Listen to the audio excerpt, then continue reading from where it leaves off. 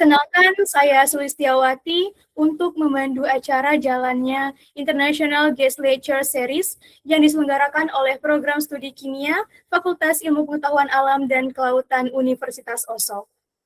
Pada kesempatan yang berharga ini, kita akan mendapatkan pencerahan ilmu dari narasumber kita, yaitu Dr. Dina Maniar, seorang asisten profesor dari Universitas of Groningen, Belanda, dengan topik A Perspective on the Sustainability of Polymers, Enzymatic Polymerization, and Bio-based Polymer.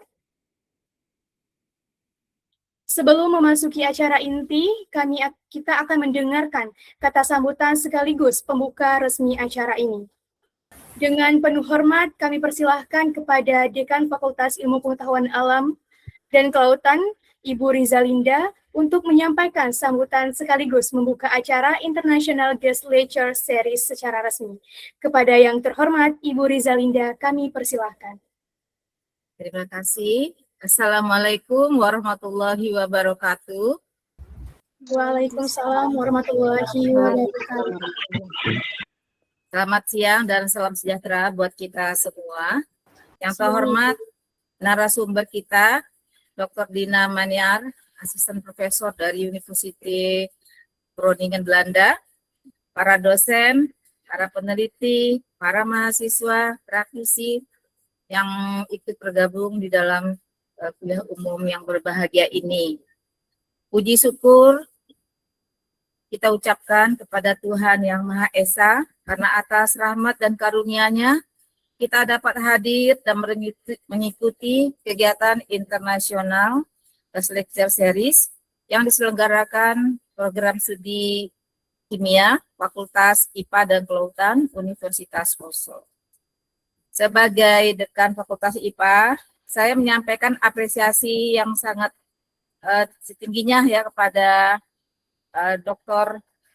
Dina Maniar yang telah berkenan meluangkan waktu yang berbagi ilmu dan pengalaman bersama kita semua pada kesempatan yang berbahagia ini. Fakultas IPA dan Kelautan ini ada 5 program studi, Bu, yaitu ilmu kelautan, kimia, biologi, administrasi rumah sakit, dan sistem teknologi komputer. Keberagaman bidang ilmu ini menjadi kekuatan bagi Fakultas FIPAK, ya, Fakultas IPA dan Kelautan, untuk terus mendorong kolaborasi multidisiplin dalam menjawab tantangan perkembangan ilmu pengetahuan dan teknologi di masa depan. Tema yang diangkat pada kuliah ini yaitu perspektif on the sustainability of polymer, enzymatic polymerization, and bio-based polymers, merupakan topik yang sangat relevan dengan isu global saat ini, khususnya terkait pengembangan material ramah lingkungan dan berkelanjutan dengan teknologi berbasis sains. Kami berharap kegiatan ini dapat memberikan wawasan baru, memperluas jajaran akademik internasional, serta menjadi inspirasi bagi dosen, mahasiswa, praktisi, dan terus untuk mengembangkan riset dan inovasi yang bermanfaat bagi masyarakat. Saya mengucapkan terima kasih pada seluruh panitia, terutama dari program studi kimia FIPAK. Semoga kegiatan ini berjalan dengan lancar dan dapat memberikan manfaat yang besar bagi kita semua. Dengan mengucapkan Bismillahirrahmanirrahim, kuliah umum dengan tema A Perspective on the Sustainability of Polymers, Enzymatic Polymerization, and Bio-based Polymers dengan ini dibuka. Assalamualaikum warahmatullahi wabarakatuh. Waalaikumsalam warahmatullahi wabarakatuh. Baik, terima kasih yang sebesar-besarnya kepada Ibu Dekan, Ibu Rizalinda, atas sambutan yang sangat inspiratif. Semoga acara ini benar-benar membawa manfaat yang besar bagi seluruh peserta dan juga saya sendiri sebagai MC. Hadirin yang berbahagia, sebelum kita memasuki sesi pemaparan materi, izinkan saya memperkenalkan narasumber kita terlebih dahulu secara lengkap melalui pembacaan CV beliau. Narasumber kita pada hari ini adalah Dr. Dina Maniar. Beliau lahir pada tanggal 24 April 1991. Saat ini Dr. Dina Maniar menjabat sebagai asisten profesor jalur tenure track di Universitas Groningen Belanda sejak tahun 2022. Sebelumnya beliau menempuh karir sebagai postdoctoral fellow di universitas yang sama pada tahun 2019 hingga 2021.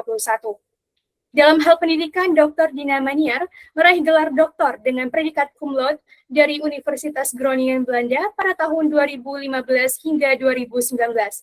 Sebelumnya, beliau menyelesaikan studi Magister Kimia Fisika di Institut Teknologi Bandung pada tahun 2013 hingga 2014, serta meraih gelar sarjana kimia juga dengan predikat cum laude dari Institut Teknologi Bandung pada tahun 2009 hingga 2013, sebuah rekam jejak di akademis yang sungguh sangat membanggakan.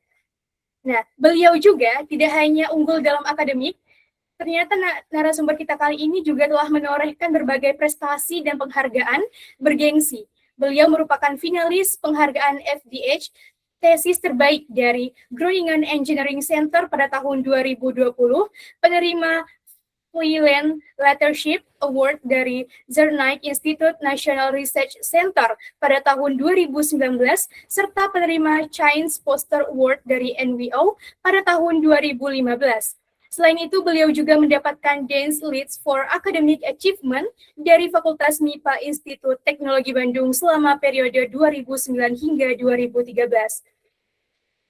Di bidang pendanaan penelitian dan pendidikan, Dr. Dina Maniar telah berhasil mengakuisisi sejumlah hibah bergengsi, di antaranya adalah hibah Erasmus Plus, Mindgird, dan dari periode 2024 hingga 2027, hibah Erasmus Plus Tingkar untuk periode 2023 hingga 2026, serta hibah NWO Perspektif Sanskrit sebagai CO applicant untuk periode 2024 hingga 2028. Beliau juga merupakan CO applicant pada hibah MSCA Doctoral Network Helpful Award untuk periode 2025 hingga 2028. Beliau juga merupakan publikasi karya ilmiah yang produktif dengan puluhan publikasi di jurnal-jurnal internasional bereputasi tinggi seperti Grand Prix Chemistry, ACS Applied Polymer Material, Biomacromolecule Polymers Chemistry, dan masih banyak lagi. Daftar lengkap publikasi beliau dapat diakses melalui laman publikasi jurnal. Demikian sekilas profil dari narasumber kita yang luar biasa hari ini, sebuah kehormatan besar bagi program studi kimia Universitas Oslo untuk dapat menghadirkan beliau dalam forum International Guest Lecture Series hari ini.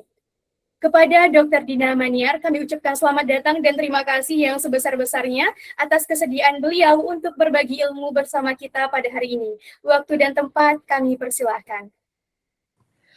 Baik, terima kasih saya ucapkan pertama-tama kepada Ibu Rizalinda sebagai dekan atas sambutannya, saya terima dengan baik. Juga kepada penyelenggara acara lectureship hari ini, terima kasih juga kepada Dr. Siti Sofia untuk undangannya hari ini. Suatu kehormatan untuk saya. Baik, dari sini saya akan melakukan lecture-nya dalam bahasa Inggris atau Indonesia. Bahasa Indonesia mungkin ya, karena ternyata pesertanya semuanya Indonesia. Boleh. Saya akan coba pakai bahasa Indonesia kalau begitu.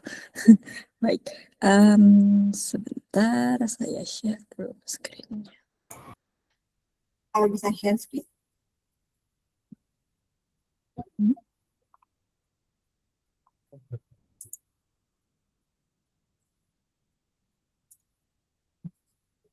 Baik, slide-nya sudah terlihat ya?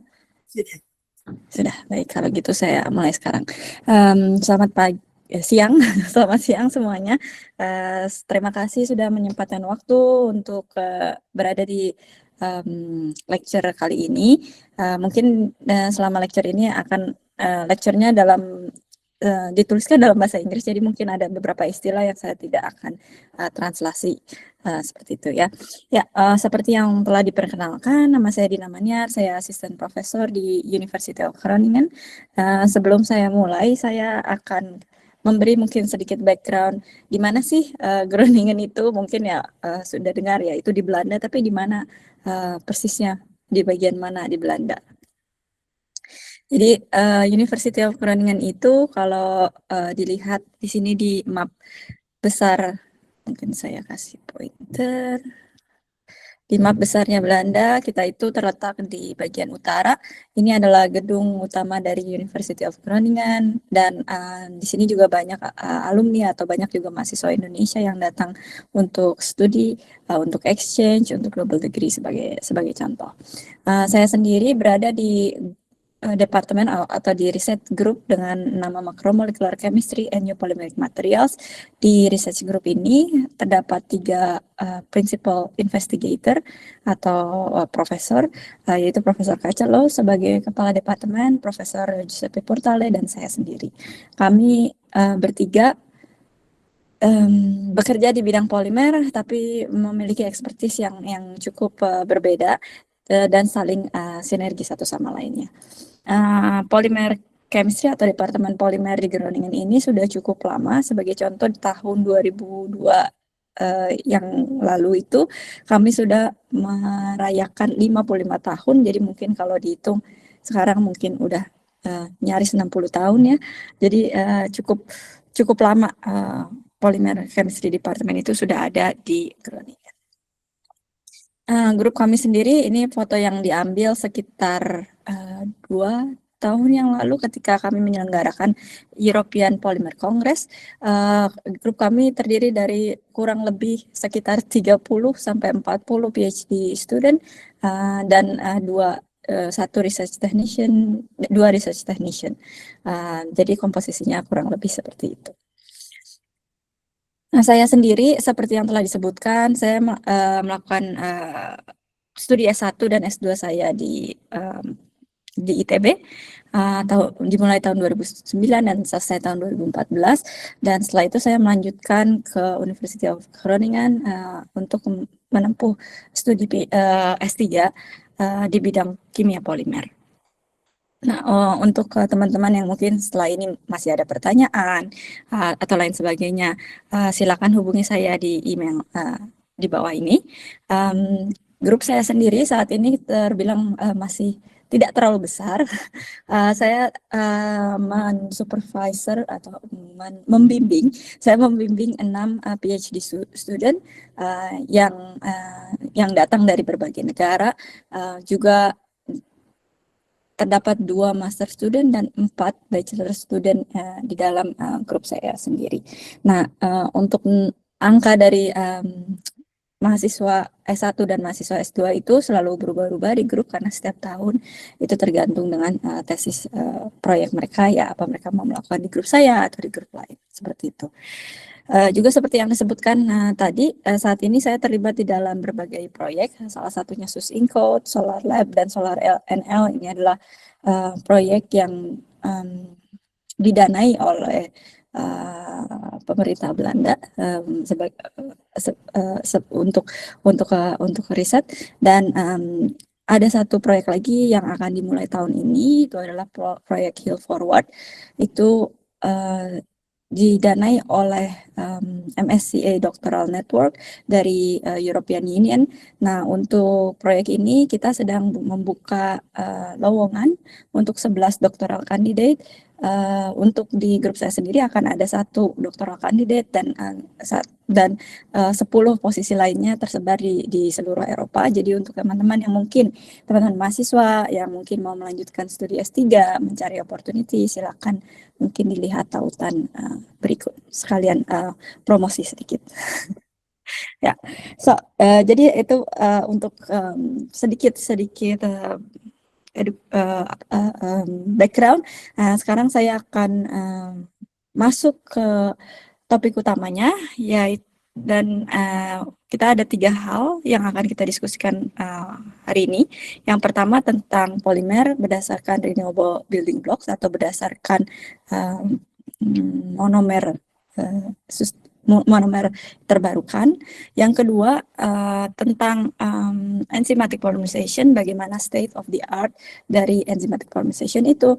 Dan yang ketiga itu tentang research dan development, tentang R&D, tentang research yang kita lakukan tentang enzymatic polymerization di dalam terkait dengan bio-based polymer, so polimer yang terbarukan. Jadi saya akan memulai dari scope of the lecture. Jadi dalam kuliah kali ini kita hanya akan membahas beberapa hal dari tentang aspek sustainability dan polimer tersebut. Jadi dalam bidang polimer dan sustainability ada dua hal yang kita perlu perhatikan atau yang akan kita diskusikan. Yang pertama, kita ingin meningkatkan performa dari polimer material, sustainability performa, karena kita tahu kan bahwa polimer material itu punya banyak masalah dalam bidang sebagai contoh waste generation, dan kita juga harus melihat berbagai aspek untuk menyelesaikan atau memberikan solusi terhadap sustainability issue dari polimer tersebut. Saya biasanya melihatnya dari tiga perspektif utama. Yang pertama tentang resource atau tentang sumbernya, manufacturing atau tentang bagaimana kita mengolahnya, dan end of life atau tentang bagaimana kita mengatasi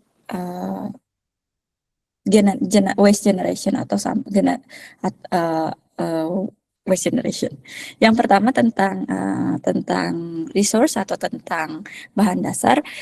Kita itu ketika membuat produk polimer yang ada saat ini itu kebanyakan berdasarkan fossil based building block. Sebagai contoh, berdasarkan crude oil, berdasarkan oil seperti itu. Itu kan bahan baku yang tidak terbarukan, dalam artian itu adalah bahan baku yang bisa kita ambil dari bumi, namun jumlahnya terbatas. Berdasarkan riset dalam waktu yang lama ya, kita tahu atau beberapa riset sudah melaporkan bahwa bahan baku ini tidak terbarukan, dan at some point bahan baku ini akan habis. Oleh karena itu kita harus mulai berpikir bagaimana apakah bentuk alternatif dari bahan baru yang tidak terbarukan ini. Dan mungkin teman-teman sudah tahu ya, untuk masalah ini di Indonesia mungkin kita cukup beruntung, dalam artian kalau kita menanam tanaman itu lebih mudah, dan kita regenerasi menanam tanaman ini itu adalah bentuk dari building block yang renewable. Jadi kita selalu bisa memperbaharui bahan baku ini. Karena apa? Kita ambil bahan bakunya, lalu kita tanam lagi, kita bisa lagi mendapatkan bahan baku yang sama, sebagai contoh. Sementara kalau dengan oil tidak seperti itu. Yang kedua, soal manufacturing, kebanyakan reaksi polimer atau pembuatan polimer itu menggunakan energi dan memberikan impact terhadap lingkungan cukup besar. Oleh karena itu kita harus lihat, mungkin saat ini di bidang riset, banyak riset yang membahas atau melihat bagaimana cara membuat polimer atau material secara umum dengan cara yang lebih green, di mana kita menggunakan less energy. Jadi energinya tidak sebanyak yang tradisional.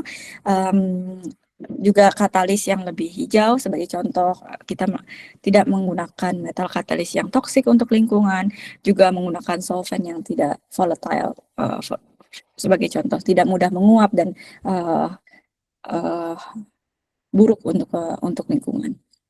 Satu lagi yang paling penting, mungkin teman-teman juga sudah sangat aware soal ini, bahwa untuk end of life atau waste generation kita menggunakan banyak material, tapi secara tradisional ketika kita atau manufacturer membuat material, membuat polimer sebagai contoh, itu tidak pernah ada line yang jelas tentang bagaimana kita mendapatkan kembali apabila kita sudah tidak menggunakan material tersebut, yang kita tahu kita gunakan, setelah itu rusak kita buang. Tapi apa yang terjadi dengan buang itu kita tidak tahu selanjutnya apa. Jadi di sini kita juga harus mulai berpikir, ketika kita membuat material, kita harus melihat juga apa yang bisa kita lakukan setelah kita tidak bisa gunakan lagi. Bagaimana caranya kita bisa recover kembali bahan-bahan dari material yang sudah rusak tersebut sebagai contoh. Jadi tidak ada lagi penumpukan polimer, misalnya penumpukan botol polimer yang menggunung. Jadi secara general ada 3 hal ini ya, dan teman-teman juga mungkin sudah banyak mendengar terutama tentang end of life ini, tentang recycling sebagai contoh, itu sudah cukup umum, tapi di Eropa sekarang ini lebih strict, pemerintah dan polisinya juga lebih strict. Jadi ketika manufacturer mau membuat material, mereka harus lebih tahu, mereka harus menyiapkan plan untuk bagaimana mengambil kembali ini dari masyarakat sebagai contoh. Nah, di lecture kali ini saya hanya akan membahas tentang resource dan juga manufacturing, karena seperti judulnya itu tentang bio-based polymer dan juga enzymatic polymerization, itu terkait dengan 2 hal ini. Dan kalau teman-teman mungkin cukup familiar tentang bidang ini, kita tahu bahwa dalam polimer, tradisional polimer itu biasanya dia tidak biodegradable dan dia juga berdasarkan fossil based resources. Sebagai contoh polietilen tereftalat, polipropilen itu biasanya di kategori 11 ini. Dan pada umumnya 10-20 tahun ke belakang orang-orang itu berusaha untuk bergerak dari kuadran kiri bawah ke kuadran kanan atas, di mana kita ingin mendapatkan material yang bio-based, so dari renewable resource dan juga biodegradable. Jadi ini yang orang-orang biasanya sampai sekarang ingin capai. Tapi ada satu aksis lagi, aksis lagi yang mau saya tambahkan dari grafik ini adalah saya ingin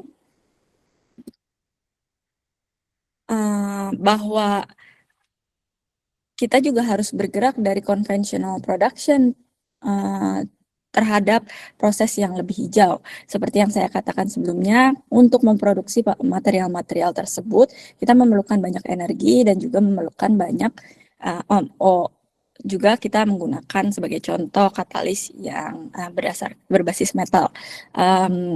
Dalam polimer sintesis terkadang kita tidak bisa memisahkan ini, dan itu terkadang kurang baik, karena kita ketika kita mau recover kembali material tersebut, kita ingin kita dapat barang-barang yang juga tidak toksik untuk lingkungan ya. Jadi ini adalah aksis yang saya fokuskan dalam riset saya di grup saya. Jadi nanti kita akan diskusi juga tentang apa yang saya lakukan di sana. Bio-based polymer sendiri, jadi tentang sedikit definisi bio-based polymer itu dibagi menjadi 3 ya.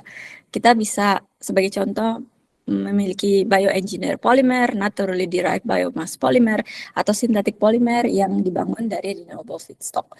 Sebagai contoh, naturally derived biomass polymer itu contohnya adalah seperti selulose ya. Teman-teman mungkin sudah tahu juga banyak sekali polimer yang bisa derive dari natural resource atau dari alam. Bioengineer itu sesuatu yang bisa kita bikin dengan bantuan mikroorganisme.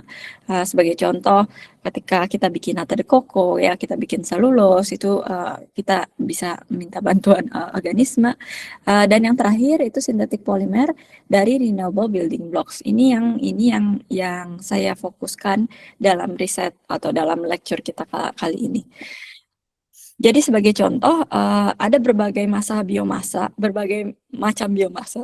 seperti starch, selulosa, lignoselulosa, dan juga sebagai contoh natural rubber atau karet. Itu kita bisa derive biomass ini into small molecules ya, ke molecules lebih kecil. Sebagai contoh di sini ada berbagai monomer yang bisa kita lakukan, kita bisa gunakan untuk polimerisasi, dan monomer ini bisa kita gunakan untuk mensintesis berbagai macam komersial polimer atau polimer sintetis yang sudah komersial, yang kita tahu sudah ada di market saat ini ya. Jadi kita tidak bikin sesuatu yang baru, kita juga bisa bikin sesuatu yang baru, tapi kita mendapatkan bahan bakunya dari renewable resource sebagai contoh. Nah, saya sedikit sudah bahas tentang bio-based monomer, synthetic bio-based polymer. Satu lagi definisi yang saya mau kasih ke teman-teman itu tentang enzymatic polymerization. Jadi enzymatic polymerization secara definisi adalah in vitro enzyme catalyzed synthesis of polymers that does not follow biosynthetic pathway. Apa itu artinya? Artinya ketika kita melakukan enzymatic polymerization, kita itu menggunakan enzim sebagai katalis dalam polimerisasi, tapi dia tidak mengikuti biosynthetic pathway. Jadi kita menggunakan enzim di luar kondisi natifnya dia. Jadi tidak di dalam organisme, tapi di luar organisme. Sebagai contoh di dalam round bottle flask. Nah, bagaimana sih enzim itu bisa bergerak atau berlaku sebagai katalis? Itu kayaknya untuk teman-teman yang mungkin dari biochemistry sudah cukup familiar dengan ini ya. Jadi untuk katalisis sendiri yang dilakukan oleh enzim itu adalah merendahkan energi aktivasi sehingga kita dapat melakukan reaksinya lebih cepat. Jadi kita bisa menggunakan enzim sebagai katalis. Nah, sekarang mungkin teman-teman bertanya ya, kenapa sih harus enzymatic polymerization? Kalau saya mau melakukan riset, apa yang membuat saya tertarik untuk melakukannya menggunakan menggunakan polimerisasi, menggunakan enzim sebagai katalis? Yang pertama seperti teman-teman kalian tahu, kalau misalnya katalis berbasis enzim atau enzim katalis itu dia eco-friendly karena dia enzim, dia sesuatu yang bisa terurai secara natural dan juga dia tidak toksik ya, it's non-toxic natural catalyst. Kita bisa menggunakan enzim untuk menggantikan katalis yang toksik, sebagai contoh katalis berbasis logam yang kita tidak bisa remove dari produk akhir, mungkin kita dan itu penting untuk aplikasinya, mungkin kita bisa gantikan dengan enzim. Yang kedua, kita bisa melakukan reaksi polimerisasi dengan kondisi yang mild, artinya dengan temperatur yang rendah dan juga tidak perlu energi sebanyak itu, sebagai contoh. Yang ketiga, tentang selectivity. Teman-teman mungkin familiar dengan teori lock and key, ya, sebuah teori yang atau misalnya ya tentang teori enzim itu tersebut yang saya akan discuss setelah ini. Enzim itu punya high selectivity, artinya ketika kita menggunakan enzim sebagai katalis, dia bisa memprevent atau mencegah terjadinya side reaction. Jadi kita tidak perlu, sebagai contoh teman-teman kita di organic chemistry, mungkin di berbagai reaksi organic chemistry terkadang kita memerlukan tahap proteksi dan deproteksi. Ketika menggunakan enzim, tahap proteksi dan deproteksi ini bisa kita hindari, sebagai contoh karena enzim itu sendiri sudah spesifik terhadap substrat tertentu, jadi produk yang dihasilkan juga biasanya enantiomer selektif. Nah, untuk enzymatic polymerization setelah melakukan riset di bidang ini, kita lihat bahwa sebenarnya kita dapat melakukannya, menggunakan induced feed model ya. Jadi kita sebagai contoh memiliki substrat, di sini substratnya masuk ke active site of the enzyme. Setelah itu diproses menjadi produk dan dirilis oleh enzimnya tersebut. Di sini ada cukup banyak informasi. Saya tidak akan bahas semuanya karena ini cukup banyak ya. Jadi intinya kita dapat menggunakan berbagai jenis class of enzyme, sebagai contoh transferase atau hidrolase. Itu seperti bagaimana mereka dikategorikan ke dalam enzim kelas yang berbeda, mereka itu memiliki fungsi yang berbeda pula. Sebagai contoh, oksidoreduktase itu untuk reaksi oksidasi atau reduksi ya. Hidrolase itu untuk hidrolisis. Nah, seperti yang teman-teman tahu, kalau misalnya kita mau menggunakan hidrolase, yang terjadi adalah hidrolisis ya. Jadi kita memotong sebagai contoh ester. Nah, ini tabel bagian sini kita lihat berbagai jenis enzim yang termasuk ke dalam enzim kelas tersebut. Dan kita tahu kita juga bisa mengenerate polimer, sebagai contoh selulase, kita bisa mengenerate selulosa sebagai contoh, atau the other way around, kita juga bisa mendegrade selulosa dengan selulase. Dari namanya ini itu kita bisa tahu apa fungsi enzim tersebut. Nah, saya tidak akan membahas semua enzim ini. Kalau teman-teman pengen tahu tentang itu lebih lanjut, mungkin bisa dibaca buku ini, Biocatalysis and Polymer Chemistry.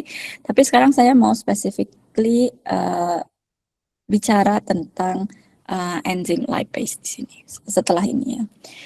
Sekarang mungkin teman-teman berpikir, oke, kalau saya ingin lakukan enzymatic polymerization atau reaksi polimerisasi dengan enzim, kalian kan tahu kalau enzim itu mudah terdenaturasi ya di suhu tinggi. Bagaimana caranya kita bisa menggunakan enzim sebagai katalis di reaksi ya, di mana kita sebagai contoh menggunakan organic solvent. Kita bisa menggunakan yang dinamakan dengan enzyme immobilization. Enzyme immobilization itu adalah imobilisasi enzim, di mana enzim bisa di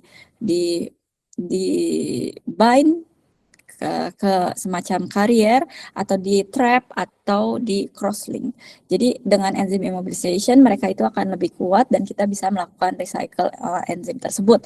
Sebagai contoh untuk binding itu biasanya enzimnya terikat dengan kariernya dengan physical interaction atau dengan ionic atau dengan covalent interaction. Sementara kalau entrapment itu adalah kita punya enzimnya kita masukkan ke dalam polymer network, di mana kita jebak si enzim itu di dalam polymer network tersebut. Jadi ada physical restraint and mungkin sedikit covalent attachment kalau kita dapat mendesain surface enzimnya tersebut atau kita desain entrapmentnya tersebut. Satu lagi, kalau kita mau punya surface area yang lebih efisien, kita bisa untuk katalis mungkin kita bisa lakukan cross-linking. Jadi kita meng-crosslink enzim satu sama lain, mereka mengaggregate bersama dan mereka bisa lebih tahan terhadap kondisi yang berbeda. Nah, keuntungan dari enzim immobilization itu kita bisa meningkatkan stability enzimnya. Kita bisa, sebagai contoh, kita saring keluar karena dia heterogeneous system, katalis system, kita bisa ambil dan kita bisa gunakan kembali. Kita bisa juga mengurangi kontaminasi protein karena enzim itu protein ya di produknya. Jadi ketika kita bisa ambil setelah reaksi, kita mengurangi kontaminasi dan itu juga mempermudah kita dalam reaksi itu sendiri karena kita bisa ambil dan gunakan katalisnya dengan mudah. Sebagai contoh, kita tahu lipase itu mengkatalis reaksi hidrolisis dari triglyceride into fatty acid dan glycerol. Nah, reaksi enzim ini biasanya dalam kesetimbangan ya, kita bisa menggunakan mereka untuk memotong ester bond, tapi kita juga bisa menggunakan mereka untuk membentuk ester bond itu sendiri. Jadi itu yang dimanfaatkan dari fungsi enzim itu tersebut untuk polimerisasi. Sebagai contoh, salah satu enzim yang sering digunakan atau kalau teman-teman lihat di literatur akan ada banyak paper yang menggunakan enzim ini adalah Candida antarctica lipase B atau CALB. Itu diimmobilize on an acrylic resin. Jadi resin polimer akrilik. Jadi ini resin polimer akriliknya dan yang bagian hijau ini adalah CALB-nya atau enzimnya itu sendiri. Nah, ini adalah komersial enzim yang kita bisa beli cukup mudah, sebagai contoh di Sigma Aldrich atau Merck sebagai contoh. Nah, ini secara komersial diproduksi oleh Novozymes, perusahaan dari Denmark, dan nama dari enzim ini, immobilize enzim ini disebut dengan Novozymes 435. Dia adalah hydrophobic katalis. Kita bisa melakukan reaksi di temperatur rendah dari 70 atau 60 untuk polimerisasi itu cukup rendah ya, dan bisa tolerate up to 150 degree Celsius. Jadi di atas itu dia sudah tidak aktif lagi karena temperaturnya terlalu tinggi dan bisa menghancurkan enzimnya. Nah, saat ini dalam enzymatic polymerization itu ada dua mekanisme. seperti polimerisasi pada umumnya itu ada dua mekanisme adisi polimerisasi dan mekanisme polycondensation atau polikondensasi. Yang adisi polimerisasi ini kita juga bisa menggunakan enzim, tapi jenis enzim yang digunakan itu biasanya berbeda. Sebagai contoh, kita bisa menggunakan alkohol oksidase atau peroksidase, di mana kita bisa mengenerate radikal yang dimana reaksi polimerisasinya akan berjalan seperti biasa. Jadi kalau teman-teman familiar dengan reaksi polimerisasi, addition polymerization itu sebagai contoh, kita perlu menggenerate radikal yang kita bisa reaksikan dengan monomer sehingga terjadi proses propagasi. Nah, dalam enzim addition polymerization, enzim itu hanya bertindak di bagian inisiasi saja, di bagian propagasi dan terminasi. Reaksi yang berjalan itu sama dengan reaksi addition polymerization menggunakan sebagai contoh inisiator conventional initiator. Nah, untuk polikondensasi di sini seperti yang saya berikan contoh sebelumnya, kita bisa menggunakan lipase di mana kita dapat melakukan reaksi esterifikasi sebagai contoh, atau kita membuat ester group atau amide group. Kita juga bisa menggunakan ring opening polymerization kalau kita punya monomer yang berbentuk sirkular seperti ini. Ketika dibuka kita bisa punya polimer, itu kita juga bisa menggunakan enzim seperti lipase.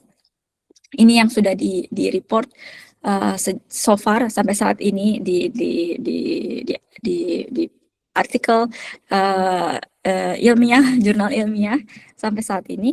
Dan kita lihat ada 3 parameter penting ketika kita mau melakukan enzimatik polimerisasi. Yang pertama itu adalah struktur monomernya atau struktur building blocknya. Bagi polimerisasi, teknik polimerisasinya itu sendiri, apakah di solvent, di bulk, atau di emulsi sebagai contoh, dan juga stabilitas dari produknya itu sendiri. Ketika kita mendapatkan produk, seberapa stabil mereka di dalam sistem yang kita bangun sebagai contoh. Nah, saya akan memberikan sedikit penjelasan bagaimana sih sebenarnya enzim itu mengkatalisis reaksi. Sebagai contoh, saya punya monomer dengan dua fungsionality alkohol dan carboxylic acid. Jadi saya ini adalah A-B-time monomer ya. A-B-time monomer ini ketika kita lakukan katalisis menggunakan lipase, di lipase ini ada 3 trio di aktif pocketnya mereka, histidine, serin, dan treonin di sini ya. Trio ini disebut oxyanion Ho. Dia bisa menstabilisasi, ini adalah monomernya. Ini monomer pertama yang masuk ke dalam hole ini. Nah, setelah itu yang terjadi, mereka akan membentuk intermediate tetrahedral dengan serin 105. Jadi di sini ada carboxylic acid group yang akan membentuk intermediate dengan serin 05. Setelah itu, ketika intermediate-nya sudah terbentuk, nanti enzim itu akan membentuk ikatan kovalen dengan monomer sehingga dia punya ikatan kovalen yang cukup stabil ya, yang kita sebut dengan acyl enzim intermediate. Setelah acyl enzim intermediate ini terbentuk, datang monomer kedua. Monomer kedua ini masih sama dengan AB fragment. Ini dia bisa mengattack acyl enzim intermediate itu tadi, sehingga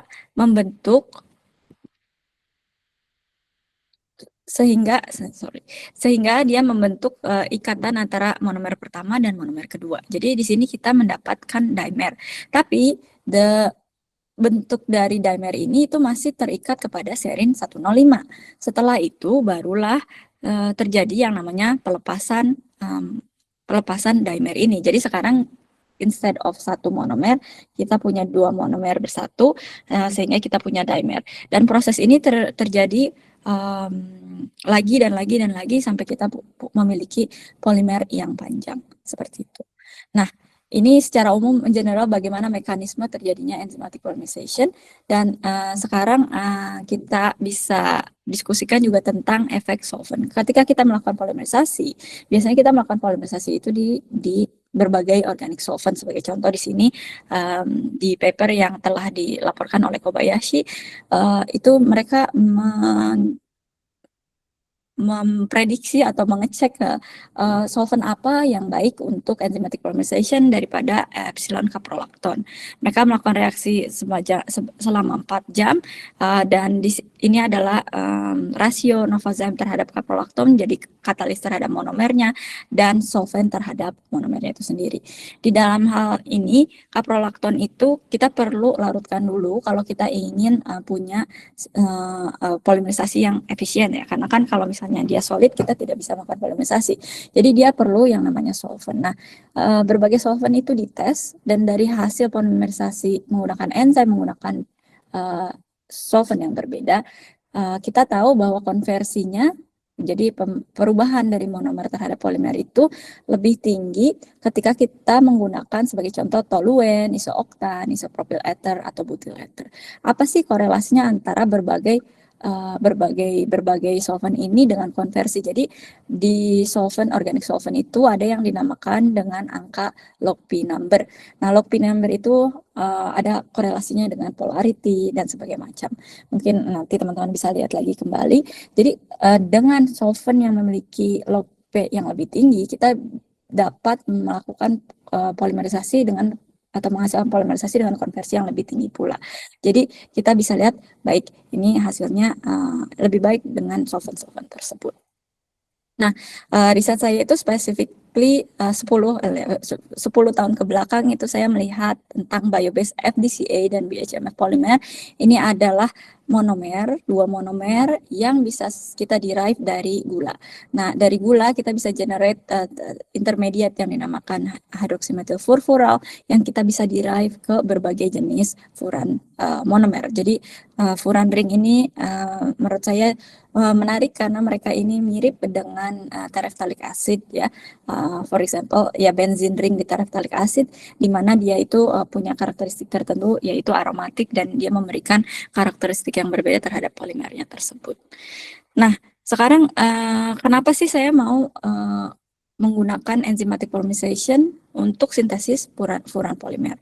Jadi ada startup company di Belanda itu yang dinamakan Avantium, mereka memproduksi polimer ini. Seperti teman-teman lihat mungkin strukturnya mirip dengan PET ya. Jadi ini adalah PEF golden bottle. Masalahnya mereka ini memiliki coloration issue. Jadi karena mereka diderive dari sugar, mereka atau gula, mereka punya impurity dari gula itu tersebut yang membuat botolnya menjadi kuning.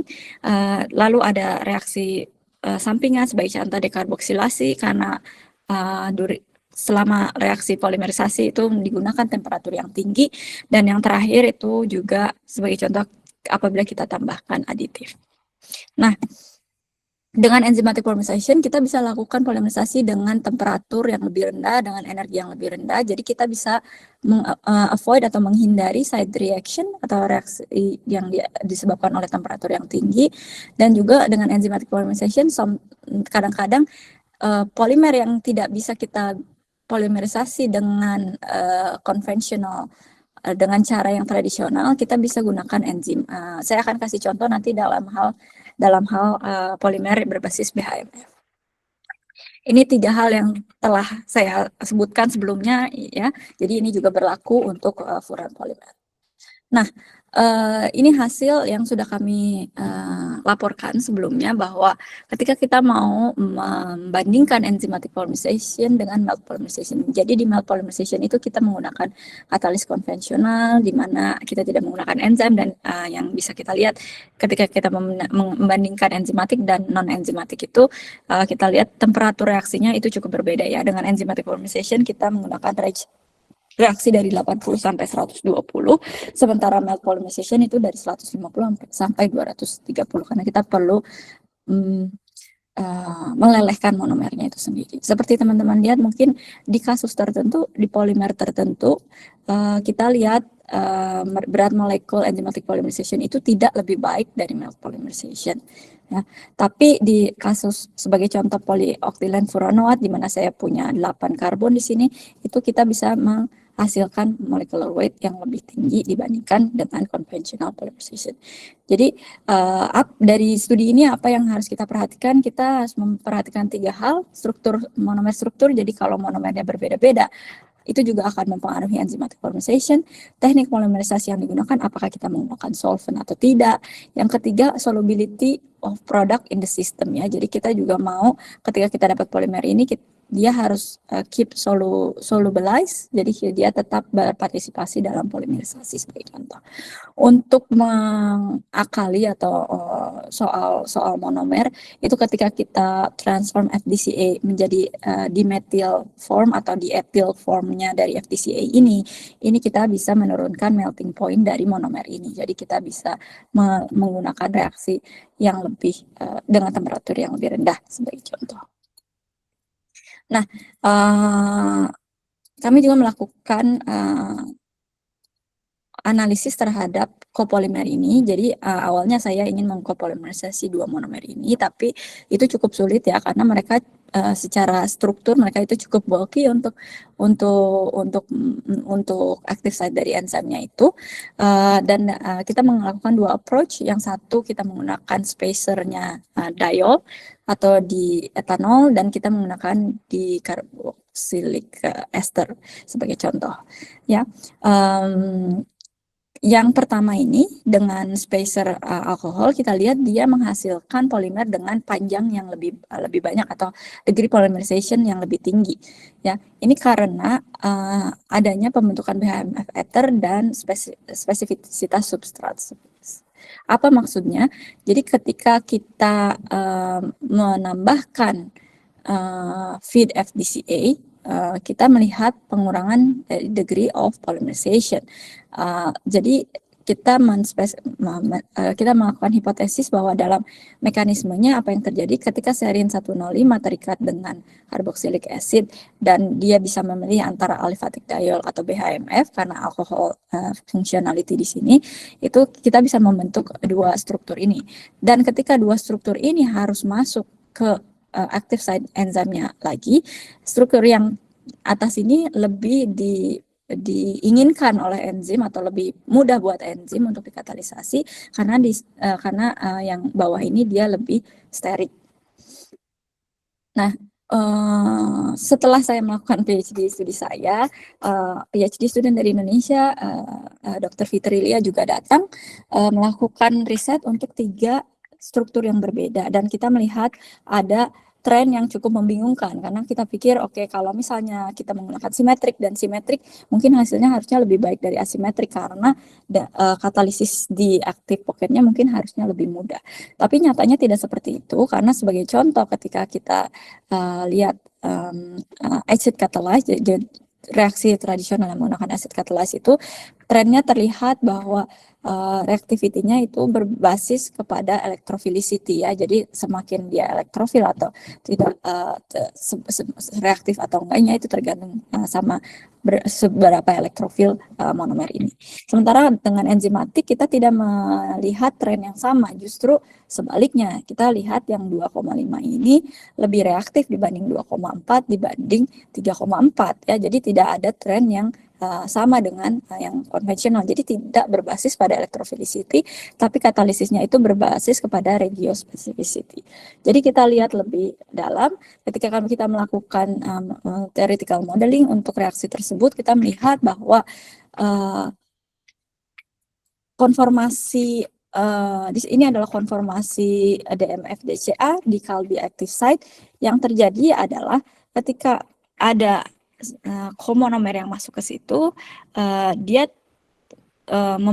membentuk struktur yang berbeda-beda. Tapi yang penting adalah bukan ketika DMF-DCA-nya masuk, tapi ketika dia membentuk monomer kedua ini masuk, dia akan membentuk suatu struktur yang berbeda di dalam active site-nya ini, dan struktur kedua inilah yang penting dalam menentukan bagaimana polimerisasi reaksinya berlanjut.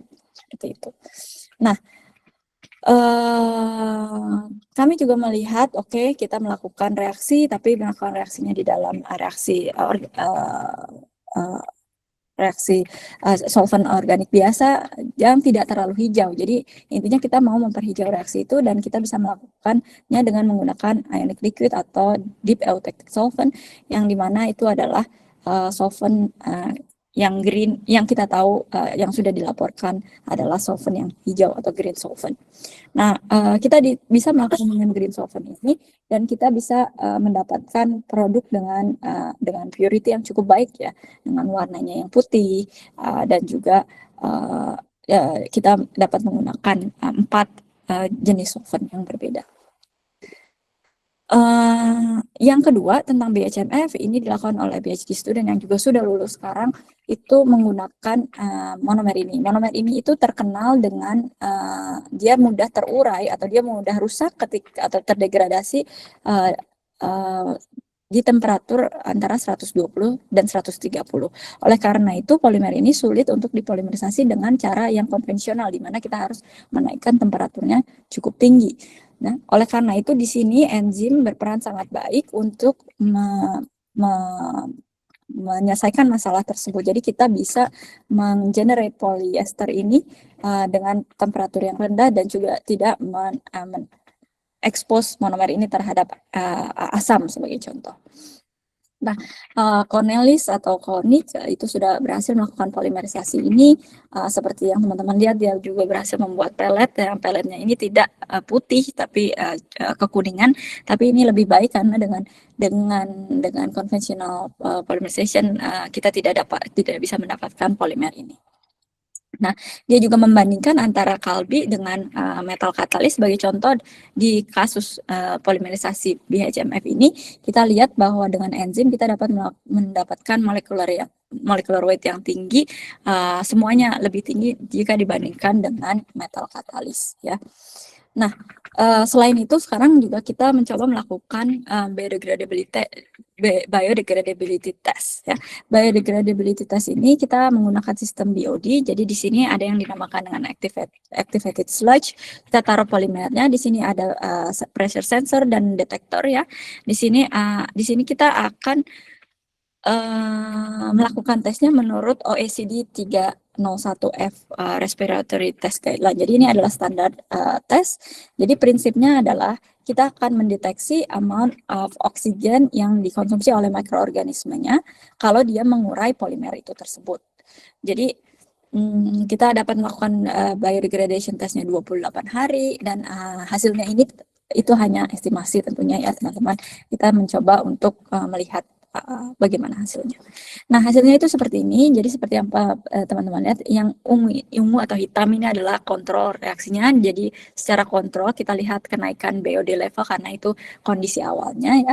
Tapi yang kita perlu perhatikan adalah kita harus membandingkan satu sama lain. Dan ketika kita lihat di graf di sini, yang hijau sebagai contoh dia memberikan BOD level yang cukup tinggi. Dan kalau kita translasikan itu ke dalam berapa persen degradasi, kita dapat melihat yang hijau ini, yang dimana PFAZ ya, ini memberikan kita dia dapat terdegradasi kurang lebih 40% dalam waktu 28 hari sebagai contoh. Itu secara kasar ya. Nah, hal lainnya yang saya mau sebutkan kenapa furan polimer itu spesial, karena dia dengan furan polimer itu tadi kita bisa membangun yang dinamakan dengan covalent adaptable network. Mungkin ini sesuatu yang teman-teman baru dengar. Jadi teman-teman tahu kan, dan polimer itu kita bisa punya termoplastik dan termoset. Termoplastik kita bisa reproses mereka dengan cara kita panaskan, kita deform mereka, kita bentuk-bentuk yang baru. Sementara termoset itu ketika kita sudah mendapatkan bentuknya, kita tidak bisa mereform mereka kembali, cuman bisa terdegradasi.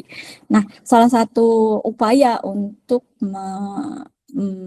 menyelesaikan masalah tentang thermoset waste itu bisa dilakukan dengan yang dinamakan dengan covalent adaptable network. Mereka adalah bridge antara material yang termoplastik, polimer termoplastik, dan polimer termoset. Jadi covalent adaptable network itu seperti namanya imply, jadi mereka itu covalent network tapi mereka itu dinamik. Jadi apa yang terjadi sebagai contoh, ada dua tipe covalent adaptable network, disosiatif dan asosiatif. Di disosiatif kita dapat melakukan yang namanya jadi network yang kita punya, covalent network yang kita punya itu dia dinamik, dia bisa copot pasang, tapi di disosiatif itu ada yang namanya loss of network integrity. Ketika kita membuat network dan punya disosiatif, yang terjadi adalah kita lepas sesaat dan nanti bisa nyambung lagi, dan ada momen di mana kita kehilangan network integrity. Sementara asosiatif CAN itu dia punya fixed crosslink density, jadi dia bisa lepas pasang, tapi selama itu terjadi kita akan punya jumlah crosslink density atau ya crosslink density yang selalu sama. Jadi itu perbedaan antara kedua hal tersebut. Nah, di dalam hal ini kita menggunakan dissociative network karena di sini kita menggunakan yang namanya Diels-Alder reaction ya. Seperti teman-teman tahu, kalau ada dienofil, dien and dienofil, kita bisa menggunakan Diels-Alder reaction, dan di sini kita bisa membentuk network seperti ini. Nah, ketika kita membentuk network yang dynamic seperti ini, kita bisa punya material yang bisa kita reform atau kita bentuk kembali dengan memberikan yang namanya thermal atau kita panaskan. Sebagai contoh, dia bisa bergerak lagi, terus ketika dingin dia rigid lagi, sebagai contoh seperti itu. Ini CAN yang kita berhasil buat dari BHMF, dan tergantung monomer apa yang kita punya di sana, warnanya akan cukup berbeda ya. Dan dari DSC data di sini yang kita bisa lihat adalah di temperatur antara 90 sampai 170 kita bisa observe adanya temperatur endo dan exo, di mana mengindikasikan bahwa reaksi atau ikatan Diels-Alder ini terjadi di mana kita mempunyai network yang dynamic. Jadi to conclude, maaf saya agak panjang mungkin ya, saya tidak mau men-summarize atau meng-conclude hasil-hasil yang saya sebutkan tadi, tapi semoga teman-teman saya punya pertanyaan ini ya, berapa banyak dari teman-teman sekalian yang masih percaya bahwa kita bisa mereverse impact dari sampah plastik di lingkungan ya. Dan ada beberapa pertanyaan yang mungkin harus dibawa pulang. Bagaimana sih kita membawa atau kita menyelesaikan masalah ini ya, menyelesaikan masalah sustainability dan polimer dan sampah polimer sebagai contoh. Nah, semoga dari lecture ini teman-teman juga bisa punya informasi atau knowledge tentang enzymatic polymerization dan bagaimana mereka bisa berinteraksi dengan menjadi potensial partner untuk bio-based polymer. Dan saya juga menunjukkan salah satu material di mana kita bisa bikin mereka dari biomass, kita polimerisasi dengan enzim, dan kita juga bisa degrade mereka lagi ke bentuk awalnya. Jadi ini adalah satu bentuk circularity dalam polimer. Berikut dari saya, terima kasih untuk pihak-pihak tersebut di sini karena mereka terafiliasi dengan riset yang saya laporkan di sini. Terima kasih kepada Dr. Siti Sofia atas undangannya dan juga seluruh Departemen Kimia dari OSO dan juga penyelenggara lecture kali ini. Terima kasih. Baik, terima kasih kepada narasumber kita yang sangat luar biasa. Terima kasih yang sebesar-besarnya kepada Dr. Dinar atas pemaparan yang sangat informatif, terus mendalam, dan membuka perspektif baru kita mengenai masa depan polimer yang lebih berkelanjutan. Semoga ilmu yang telah disampaikan dapat menjadi bekal berharga bagi kita semua. Baik, di sini kita akan memasuki sesi yang sangat dinantikan, yaitu di mana kita berdiskusi dan bertanya jawab. Ini adalah kesempatan emas bagi kita semua untuk berdialog langsung dengan Dr. Dina Maniar mengenai topik yang telah dipaparkan. Bagi peserta yang ingin mengajukan pertanyaan, silahkan menggunakan fitur Raise Hand atau platform online kita, atau mengirimkan pertanyaan melalui kolom chat. Nanti di sini saya akan membacakan pertanyaan-pertanyaan yang teman-teman berikan. Baik, di sini ada satu pertanyaan dari Niar Arditya. Boleh? Baik, terima kasih kepada MC.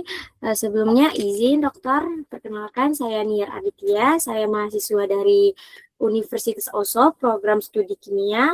Nah, sebelumnya saya masih sempat bingung pada bagian eco-friendly and non-toxic natural catalyst. Nah, di situ tuh kan ada menjelaskan tentang removal of the enzyme from and the product not crucial. Nah, jadi tuh saya ingin bertanya, apakah keberadaan residu enzimnya itu dalam produk akhirnya tidak bermasalah sama sekali untuk semua jenis aplikasinya, misalnya seperti biomedis ataupun pangan.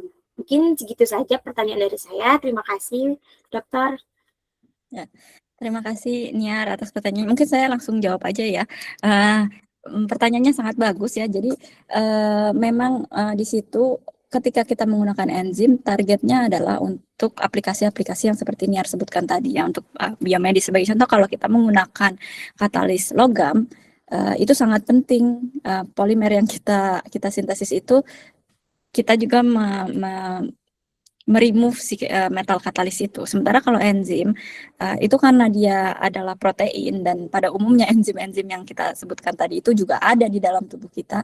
Biasanya itu tidak terlalu penting untuk di remove, kecuali untuk aplikasi biomedis yang sangat spesifik ya, mungkin untuk aplikasi-aplikasi yang sangat spesifik. Sebagai contoh, untuk wound healing, aplikasi seperti ini biasanya kalau yang eksternal itu dia tidak terlalu signifikan ya, gitu. Baik, bagaimana untuk Oke, sudah cukup jelas, Dokter. Terima kasih banyak ya atas jawabannya. Terima kasih. Baik, selanjutnya ada penanya kedua, itu dari Pak Ahmad Syahriza. Izin Bapak.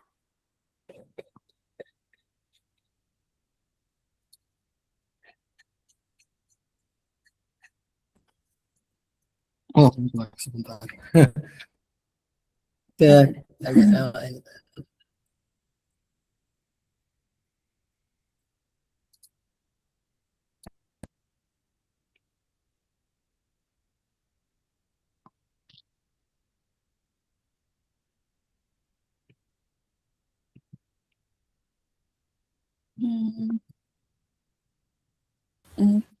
Izin sebelumnya Bapak, suaranya tidak kedengaran. Tidak terdengar.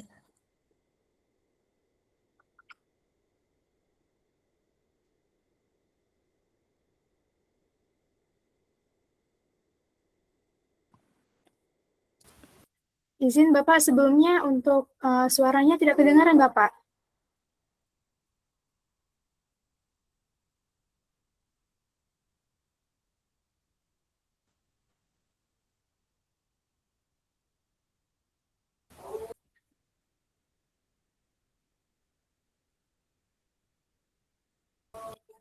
Izin Bapak, suaranya masih tidak terdengar. Kemungkinan ada kesalahan dari mikrofon di mic-nya Bapak. Tapi misalnya Bapak ingin memberikan pertanyaan, bisa Bapak lewat kolom chat, nanti saya bacakan.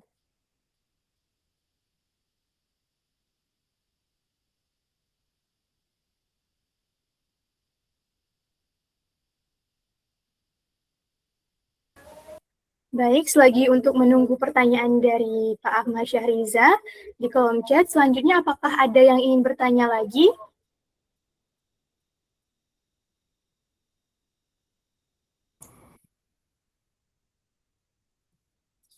Oke, Sri, saya mungkin nanya dulu sambil nunggu Pak Ahmad kasih pertanyaan ya. Bu Dina, terima kasih banyak atas kesediaannya untuk mengisi materi di kampus kami, dan juga kebetulan pesertanya juga ada beberapa juga dari eksternal untuk bisa ikut kuliah ini. Nah, jadi tadi menarik sekali, basicnya ini seperti semua ilmu kimia ngumpul di sini gitu ya.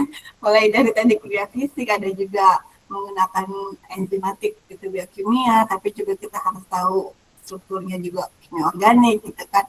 Nah, kalau kami sendiri di Kalimantan Barat, sebenarnya kalau misalnya tadi melihat contoh polimer itu kan bisa juga bio-based polimer, artinya polimernya dari sumber alam. Di Kalimantan Barat ini juga kalau kita melihat ada juga yang potensi misalnya limbah-limbah produk pertanian gitu kan. Nah, apakah dengan memanfaatkan proses enzimatik dan juga nanti bisa kita sampai dapatkan polimer yang memang kita bisa jadikan pengganti pengganti polimer komersial gitu. Jadi kalau di Kalimantan Barat ini yang cukup banyak, ini kita juga limbah nanas. Kalau kami di Universitas Poso juga kita menggunakan limbah nanas itu baru untuk pemanfaatan biogas gitu kan. Kemudian ada juga yang penelitiannya Bu Yuliza itu ampas kelapa gitu kan. Nah itu juga kan kandungan zat biomasanya juga cukup banyak gitu kan. Dan kalau misalnya bisa kita sampai dapatkan polimer itu juga baik sekali karena cuman yang kalau tadi yang dari Bu Dina sampaikan contohnya itu sudah pakai enzim komersil tapi juga pakai polimer, pakai monomer yang bukan biobase-nya gitu ya. Kira-kira gimana Bu Dina?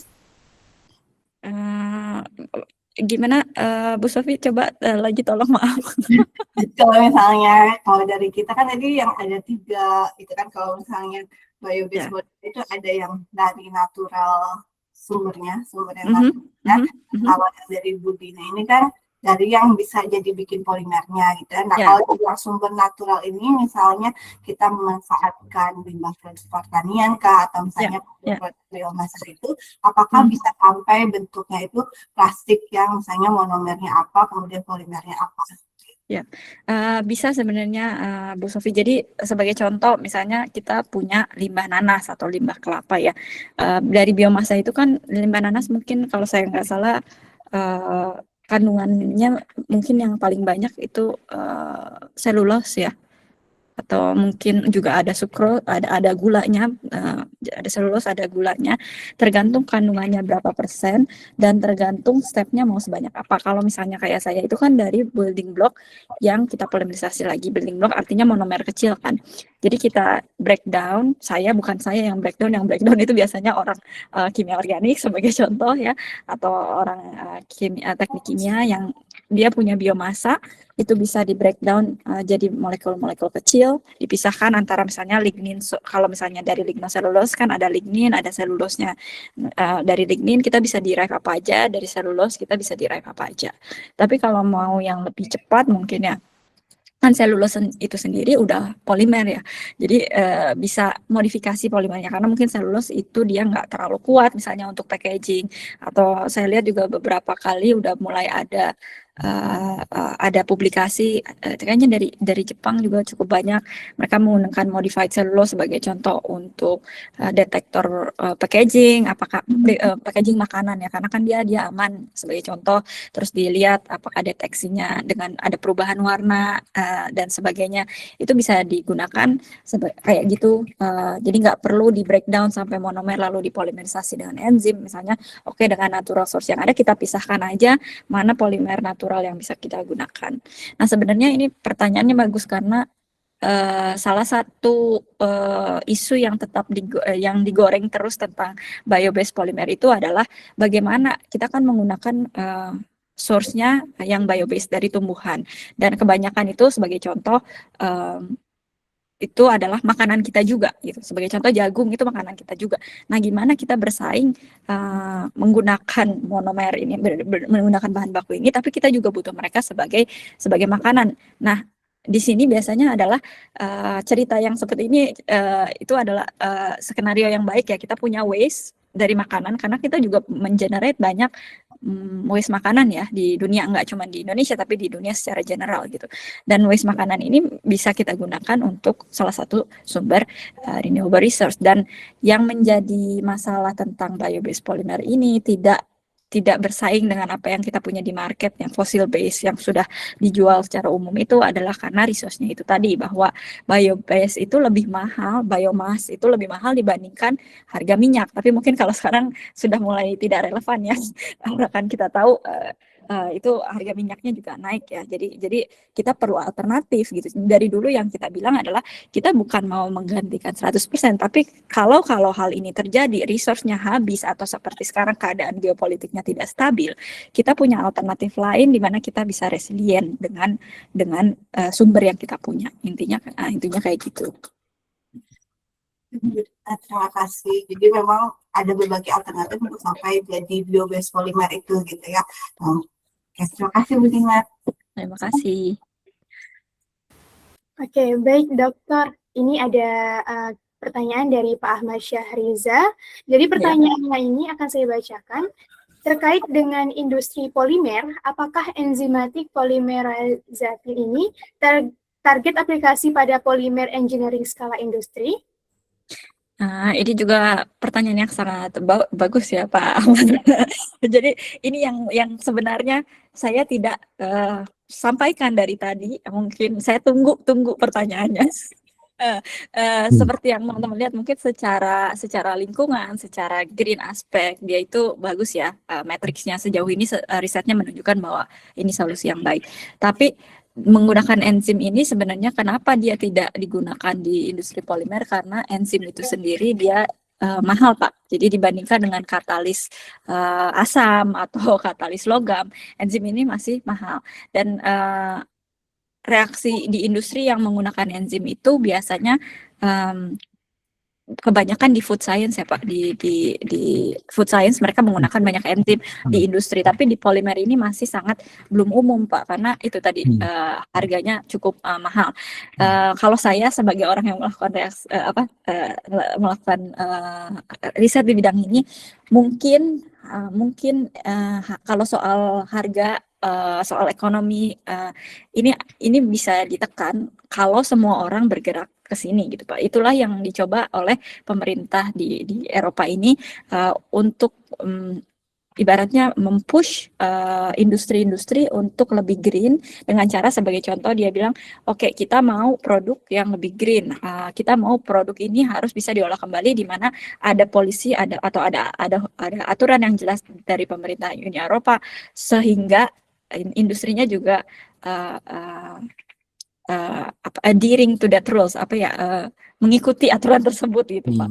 Nah, ya, seperti Baik, itu. saya mungkin kalau kedengaran, jadi Ya, Pak. apakah ada blueprint, artinya main targetnya secara in the future ya, seperti itu. Ya artinya kan jangka panjangnya kita kan memilih, karena kebetulan saya di sini kadang dipakai oleh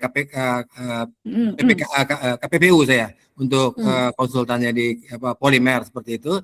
Dan ketika sekarang terjadi masalah Hormuz itu semuanya menjerit seperti itu, karena tiba-tiba industrinya langsung lumpuh Mbak Dina seperti itu. Jadi hilang semua. Jadi saya ketika melihat judul yang ditawarkan Oso, wah luar biasa nih saya bilang ini. Soalnya saya melihat perspektifnya dari sisi what's the new the new side, jadi the new insight, how enzyme can help, seperti itu. Walaupun tadi idenya juga bagus, cuman saya mendapatkan informasi bahwa ditemukan satu saya lupa ulat atau apa di Afrika itu yang memiliki enzim yang mampu untuk mendegradasi polimer, seperti itu. Apakah Mbak Dina sudah mendapatkan informasi? Karena ini bolak-balik ya. Kalau Mbak Dina untuk synthesize, depolimerisasi juga. Very interested. Ya, seperti yang Pak Ahmad bilang, sebenarnya seperti saya bilang tadi, kalau enzim itu dia bisa polimerisasi, bisa depolimerisasi juga. Ya, jadi alternatifnya sebenarnya saya lihat potensi besar di Indonesia itu karena kita punya berbagai jenis macam mikroorganisme ya Pak. Yang saya bilang enzim itu mahal itu karena kalau di sini dia memproduksi enzim misalnya dari E. coli. Jadi kita enzimnya kita sintesis gitu di organisme tertentu ya. Tapi kalau kita bisa ekstrak dari organisme tertentu, mungkin kita bisa menekan harga enzimnya itu. Nah, seperti yang Pak Ahmad bilang soal selat Hormuz ya, yang dilakukan di Eropa sini Pak, di Belanda khususnya itu baru-baru ini mereka yang udah mulai dekat ke industri itu soal biobase-nya Pak. Kalau soal enzim itu belum, itu masih jauh saya bilang, mungkin ya masih 20-30 tahun ke depan mungkin ya. Tapi kalau soal bahannya itu karena sudah menekan ya Pak, sekarang kan mereka juga ya sulit gitu. Ini kalau misalnya nggak stabil supply-nya, kita harus cari alternatif lain. Mereka mulai membangun plant polimer, pabrik polimer intinya, yang dimana kita menggunakan renewable resource, jadi nggak dari crude oil gitu. Baik Mbak Dina, menarik ya. Kemudian saya kakak kelas Mbak Dina, jadi kalau di ITB saya juga sama-sama. Oh iya Pak. Iya juga sama. Ya, salam kenal Pak. Baik, terima kasih kepada para penanya yang telah aktif. Selanjutnya kita masih membuka sesi diskusi atau sesi pertanyaan. Kepada teman-teman yang masih ingin bertanya, silahkan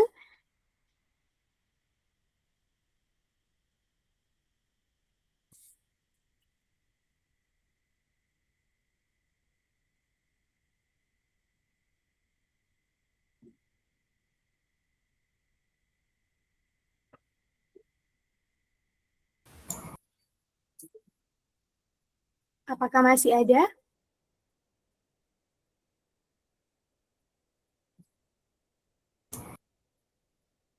Ayo ini yang mahasiswa kelas saya, Bu Dina ini mahasiswa kelas biotip nih udah harus diajukan bertanya nih, tapi belum ada yang bertanya. Ayo.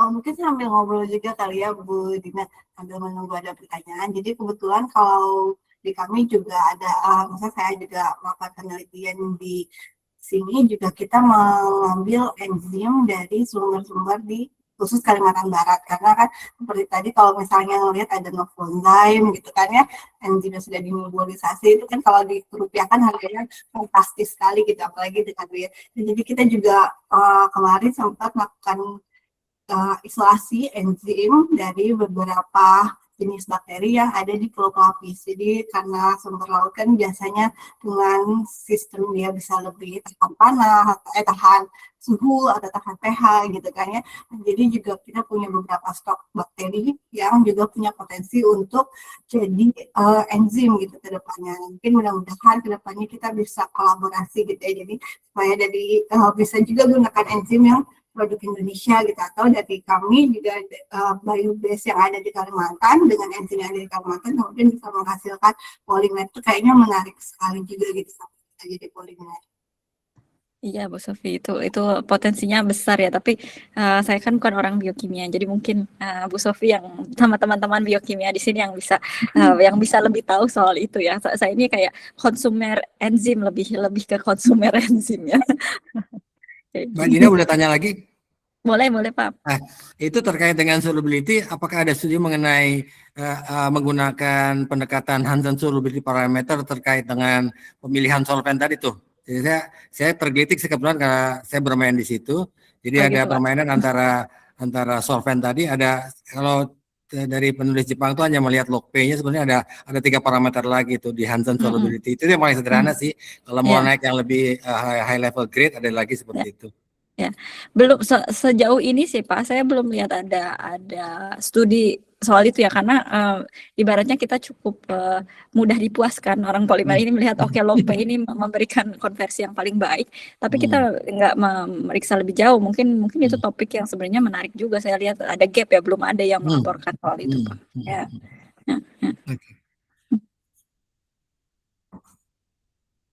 Oke, dokter, di sini saya izin bertanya. Tadi saya juga kepo terkait reaksi yang ditampilkan oleh dokter tadi. Kan di reaksi yang ditampilkan itu ada trigliserida dihidrolisis menjadi fatty acid dan gliserol.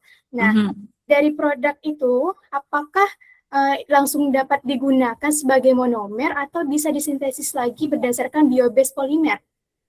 Kalau itu udah bisa langsung digunakan karena kan kita dapat fatty acid ya biasanya, atau bisa misalnya kalau kita trigliserida, gliserol itu juga kan dia punya 3 OH group, itu bisa langsung digunakan sebagai monomer sih. Jadi kalau misalnya kita balikin reaksi itu kan tadi 2 arah ya, kesetimbangan, jadi bisa memecah tapi kita bisa balikin lagi ke bentuk awalnya gitu. Ya. Atau misalnya kita tambahin monomer lain jadi kita bikin polimer. Oh, berarti bisa ya kayak ditambahin dengan monomer yang lain, dokter? Iya, kayak makanya di sini banyak riset dari Brazil ya belakangan ini yang menggunakan fatty acid gitu untuk dipolimerisasi, bahkan tidak pakai enzim ya, dengan polimerisasi biasa dengan monomer yang lain gitu kan. Di fatty acid itu misalnya sebagai contoh yang unsaturated fatty acid itu kan ada double bond, misalnya itu bisa dipecah lagi, nanti kita bisa bikin thermoset sebagai contoh. Baik, terima kasih dokter. Sama-sama.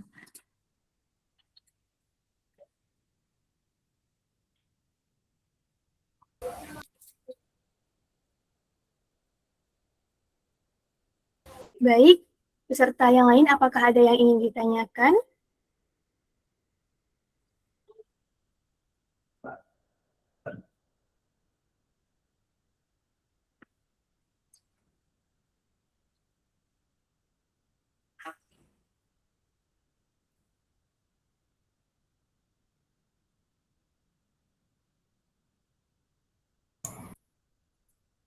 Baik, apabila ada yang tidak ingin bertanya lagi, terima kasih kepada narasumber kita ya hari ini. Terima kasih juga kepada para peserta yang hadir hari ini. Bagi peserta yang ingin mengajukan pertanyaan, terima kasih banyak. Terima kasih atas antusiasme dan reaktifnya seluruh peserta dalam sesi diskusi ini, di mana pertanyaan-pertanyaan yang diajukan sungguh sangat berbobot dan mencerminkan semangat intelektual yang tinggi. Semoga jawaban yang diberikan dari narasumber kita kali ini dapat memberikan pencerahan dan inspirasi bagi kita semua. Terima kasih, Dokter. Terima kasih semuanya. Oke. Baiklah, sebelum kita mengakhiri acara, izinkan saya mewakili seluruh sivitas Akademik Program Studi Kimia Fakultas IPA dan Kelautan Universitas Oslo untuk menyampaikan ucapan terima kasih yang sebesar-besarnya kepada narasumber kita atas keluangan waktu, ilmu, dan wawasan berharga yang telah dibagikan kepada kami. Semoga tali silaturahmi dan kerjasama akademik antara Universitas Oslo dan Universitas of Groningen ini dapat terus terjalin dengan baik ke depannya. Dan juga kepada seluruh peserta yang telah meluangkan waktu dan hadir dengan penuh semangat, partisipasi aktif adalah motivasi terbesar bagi kami untuk terus menghadirkan kegiatan-kegiatan akademik yang berkualitas. Semoga ilmu yang kita peroleh ini dapat membawa manfaat dan berkah bagi kita semua, serta menjadi bekal dalam menghadapi tantangan ilmu pengetahuan di masa mendatang. Saya Sulistiawati sebagai MC pamit undur diri. Akhir kata izinkan saya menutup acara ini secara resmi. Wassalamualaikum warahmatullahi wabarakatuh. Waalaikumsalam warahmatullahi wabarakatuh. Terima kasih banyak, Sulit. Iya, Ibu. Terima kasih untuk para peserta dan narasumber kita hari ini. Untuk para peserta yang hadir dalam Zoom, ini